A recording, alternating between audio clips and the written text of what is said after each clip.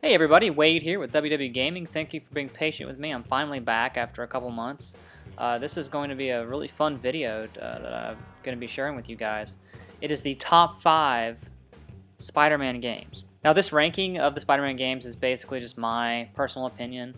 I didn't look at, critical scores or anything like that, but no doubt these 5 games that I've chosen are very, very good, and I'm sure that they rank near the top. But be sure to, when this video is over, to go in the comments section and let me know what you guys think of these games and what is your personal ranking of the games. I'm very curious to know how my list compares with you guys.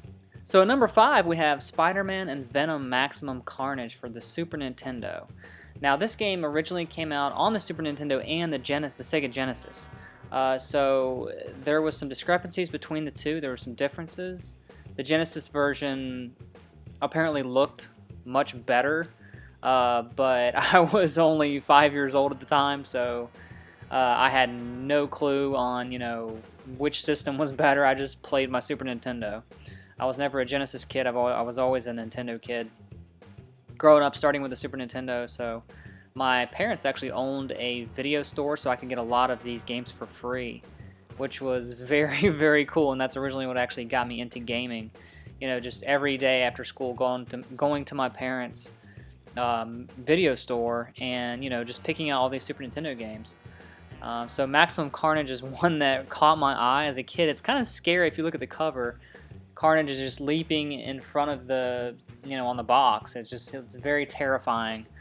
And what's really odd, one thing that I noticed about this game is that there's no rating on it, and I did some research, and apparently ESRB was established the same month and same year as this game came out.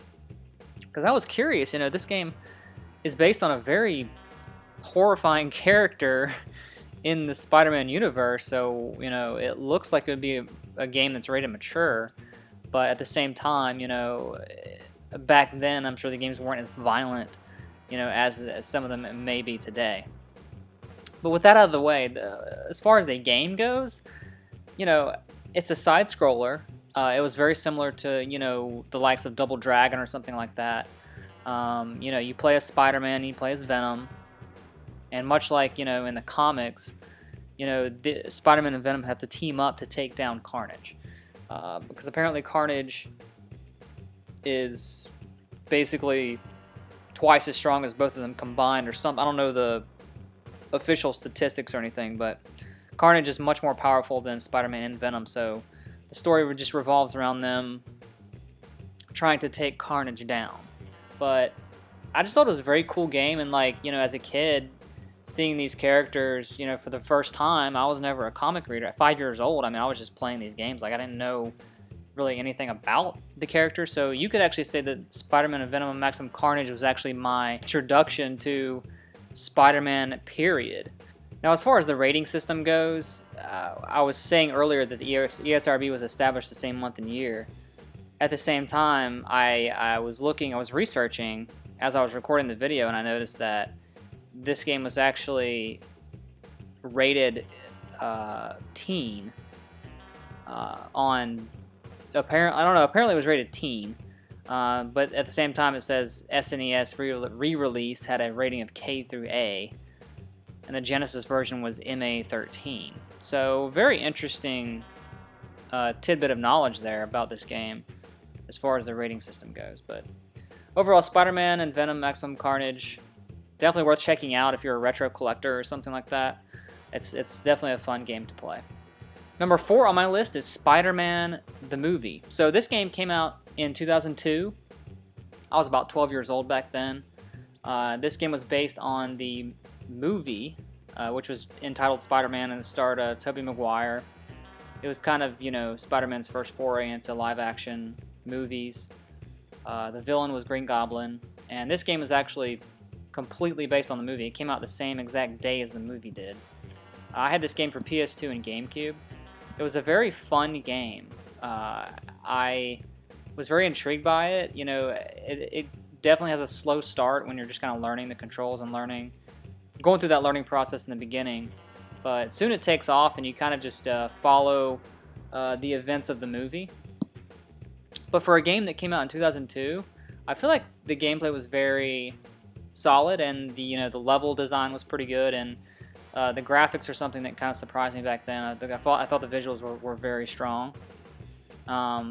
So the story doesn't surprise you at all, but at the same time, it definitely had this this sense of it was exploration, but it was still linear. But it was kind of that first taste of 3D, swinging through the city in 3D. It was kind of just your first foray into that gameplay element that we all kind of take for granted nowadays. And this kind of laid the groundwork for that.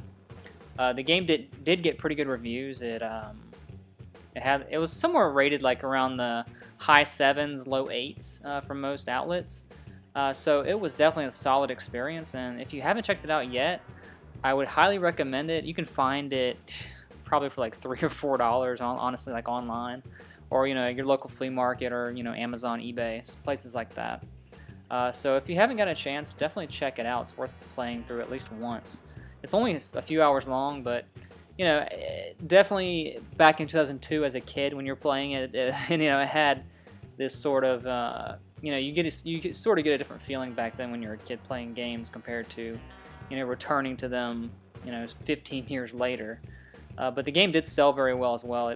I think it sold somewhere around 2 million copies or something like that for the PlayStation 2. I had the GameCube version, but they're all pretty much the same. So this is definitely a strong one, and I placed it at number 4 on my list. Number 3 is Ultimate Spider-Man. Now this one came out in 2005, and I had it for GameCube because I'm a Nintendo nerd. But it also came out for the other systems, PS2, Xbox. All the versions were pretty much identical as far as I remember. Now this one was, I feel like, a very unique Spider-Man game.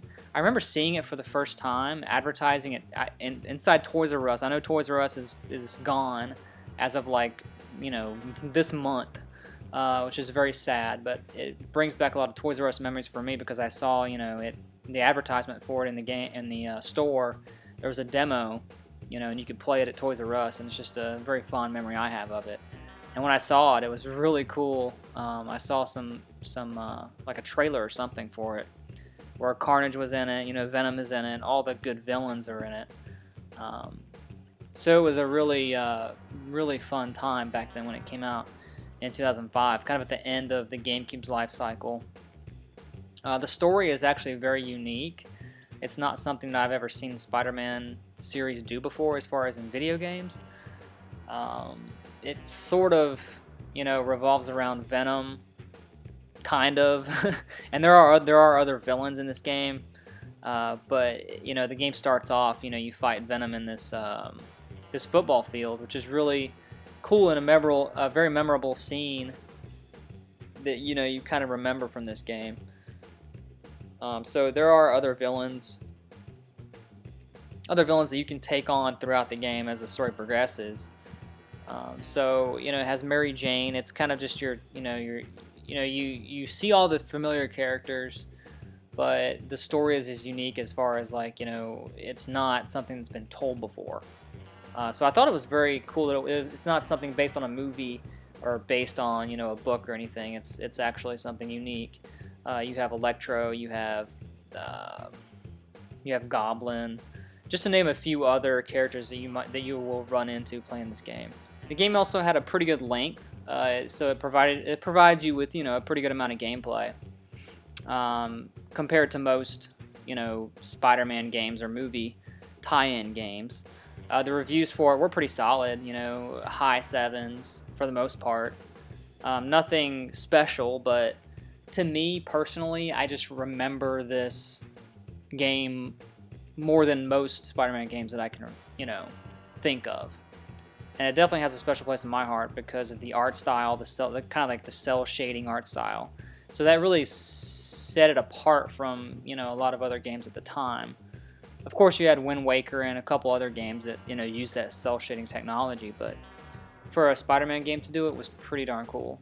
And you did get the swinging from, swinging throughout the city. The landscapes aren't definitely not as I would say, good or as large as some other Spider-Man games, such as Spider-Man 2, for example. But it was still a very fun experience, and the storytelling aspect of this game really sets it apart. Now we're getting to the top 2 on my list, and honestly, guys, these two were like interchangeable. I honestly had a very, very hard time choosing which one would take the number 1 spot, but I had to choose, and for number 2, I have Spider-Man. Now, this was released in the year 2000, and it came out for PlayStation, Nintendo 64, Game Boy Color, Dreamcast, and Windows, but the only one I really played was Nintendo 64. Dreamcast honestly probably had the best graphics, because that was in 2001 that was pretty much the best graphics that you could have until PS2 came out. But I played it on Nintendo 64. I played this game a lot. I played it multiple times over. It's one of the games that as a kid I just loved to play. I still fondly remember that red cartridge. It was so cool.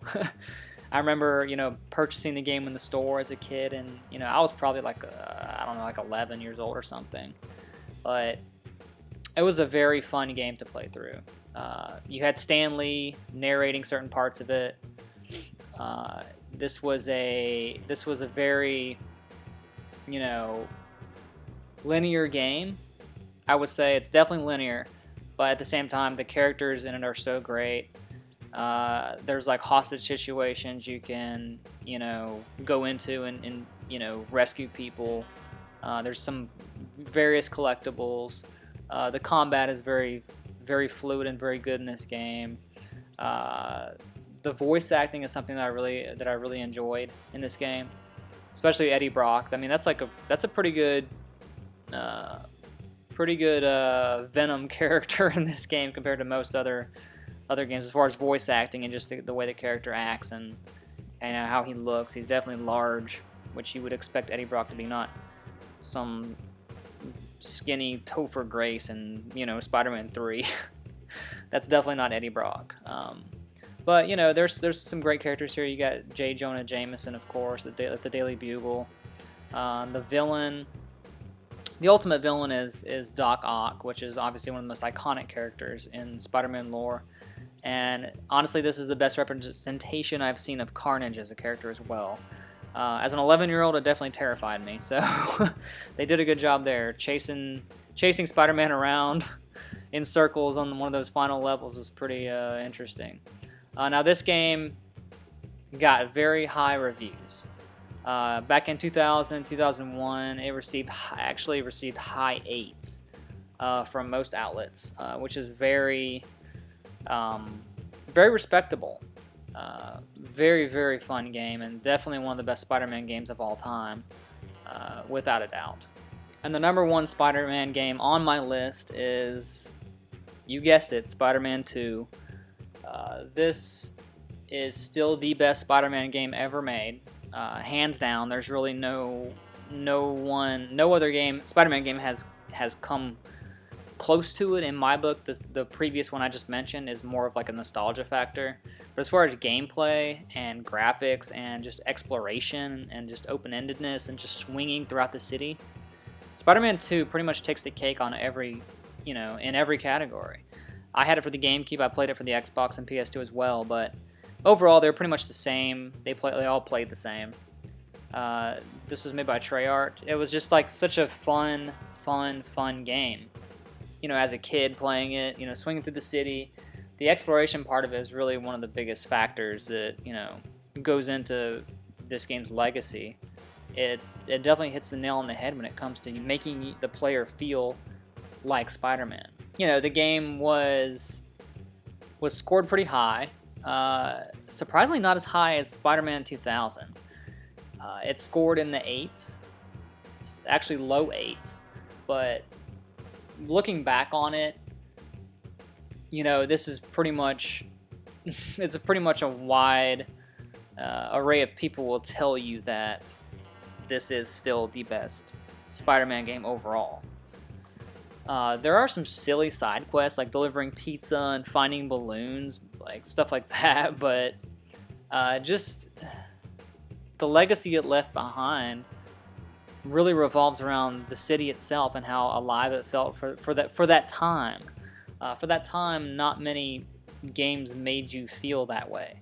Like, who doesn't want to be Spider-Man, especially in 2004?